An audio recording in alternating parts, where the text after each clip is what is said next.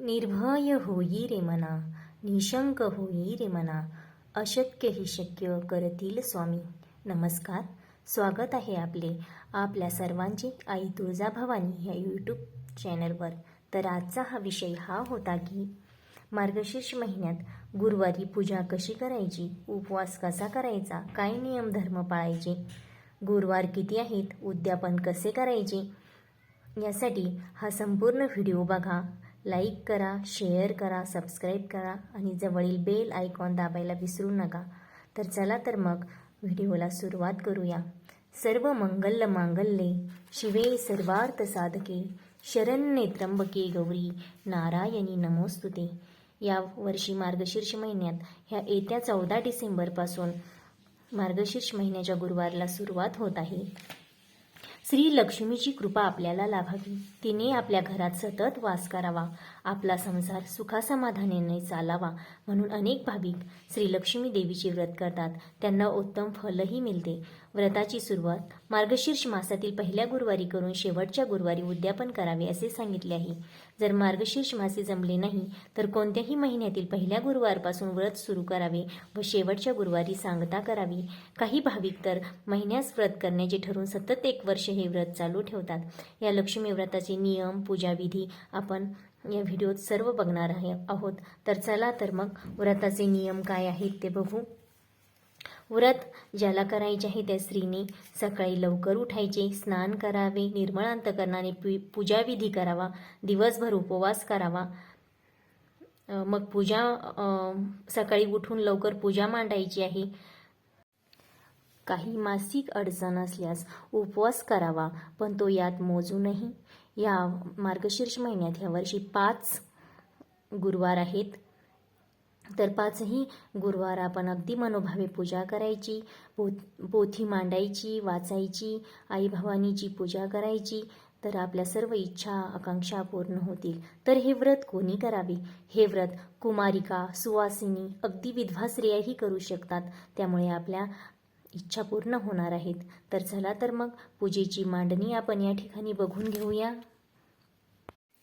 तर मग ज्या दिवशी आपण गुरुवार करणार आहोत त्या दिवशी सकाळी लवकर उठायचे, आपल्या देवघरातील पूजा वगैरे सर्व आटोपून घ्यायची आणि मग मार्गशीर्ष गुरुवारच्या महिन्यातील ही पूजा मांडण्यासाठी आपण देवघराजवळचीच जागा निवडा. त्या ठिकाणी स्वच्छ पुसून घ्या, गोमूत्र शिंपडा. त्यानंतर एक स्वस्तिक काढा, त्यावर चौरंग ठेवा किंवा पाट ठेवा, त्यावर लाल कपडा अंथरा, कारण देवीला लाल कपडा अतिशय प्रिय आहे, म्हणजे लाल रंग अतिशय प्रिय आहे. लाल फुलं, लाल कपडा, कुंकू म्हणून त्या चौरंगावर लाल कापड अंथरायचं आहे. सर्वात प्रथम अगोदर एक दिवा प्रज्वलित करून घ्या. या ठिकाणी तुम्ही बघू शकता. आणि दिव्याला हळदी कुंकू लावून घ्या. अक्षदा समर्पित करा, एक फूल ठेवा. त्यानंतर सर्वप्रथम आपण गणपतीची पूजा करून घेऊया. या ठिकाणी मी गणपती म्हणून एक सुपारी घेतलेली आहे, अक्षदा ठेवलेल्या आहे. थोड्याशा गणपतीचा अभिषेक करून घ्यायचा आहे. ओम गणपते असा 11 वेळेस म्हणून स्वच्छ पुसून या ठिकाणी त्याची मांडणी करून घ्यायची आहे. मग गणपतीला हळदी, कुंकू आणि अक्षदा समर्पित करायच्या आहेत. त्यानंतर एक तांदळाची रास ठेवायची आहे. त्यावर आपण एक कलश मांडायचा आहे. या कलशाला तुम्ही कपडे घालू शकता, नारळाला साज लावू शकता, मुखवटा घालू शकता, नथ लावून घेऊ शकता. पण जरी नसेल तुमच्याकडे तरी काही हरकत नाही, असंच ठेवा. मग तांब्यावर एक स्वस्तिक काढून घ्या, त्यावर 5 उभ्या कुंकवानी रेषा ओढून घ्या. त्यानंतर कलशात हळद, कुंकू, सुपारी, अक्षदा, फूल समर्पित करा. त्यावर 5 या प्रकारे विड्याची किंवा आंब्याची पानं ठेवा. त्यानंतर एक नारळ ठेवा वरती. या नारळाला मुखवटा वगैरे असेल तुमच्याकडे तर घालून घ्या, नसलं तरी काहीच हरकत नाही. मग या कलशाची हळद, कुंकू लावून, अक्षदा लावून पूजा करून घ्या.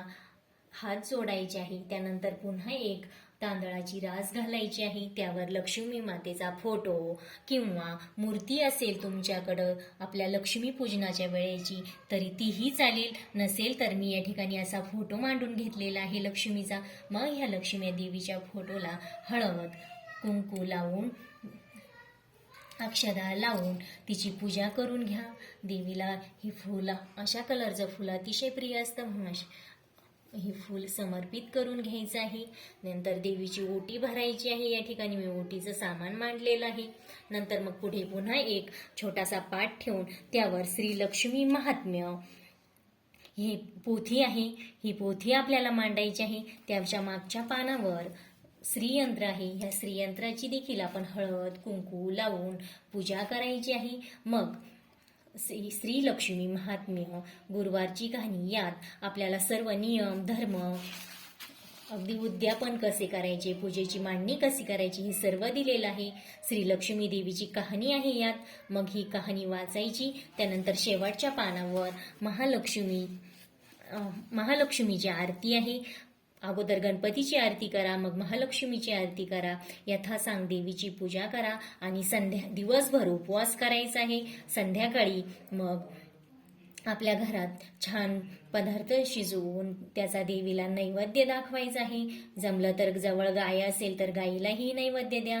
मग आपण आपला उपवास सोडायचा आहे. अशा प्रकारे अगदी मनोभावे तुम्ही हे व्रत करायचं आहे. अगदी 5ही गुरुवारी. जर तुम्हाला एखाद्या गुरुवारी काही मासिक अडचण, सुतक, विटाळ वगैरे अशी काही अडचण आली असेल तर तुम्ही तो गुरुवार करायचा आहे, पण त्यात मोजायचा नाही. पुढचा एखादा गुरुवार एक्स्ट्रा करा.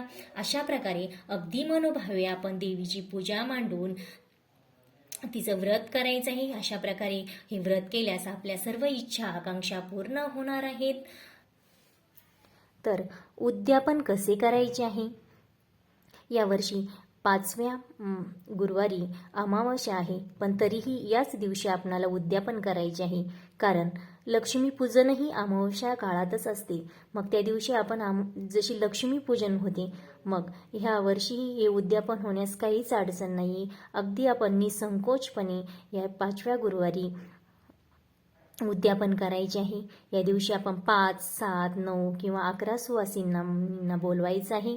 त्यांना पुरणपोळीचे जेवण घालावे. असं नाही केलं तरी चालेल. मग एखादं फळ, पुस्तक द्यावं. हळदी कुंकू लावून त्यांची ओटी भरावी. अशा प्रकारे ह्या 5ही गुरुवारी यथासांग पूजा करावी. असे केल्याने आपल्या घरात सुख समाधान मिळेल. आपल्या संपूर्ण इच्छा पूर्ण होतील.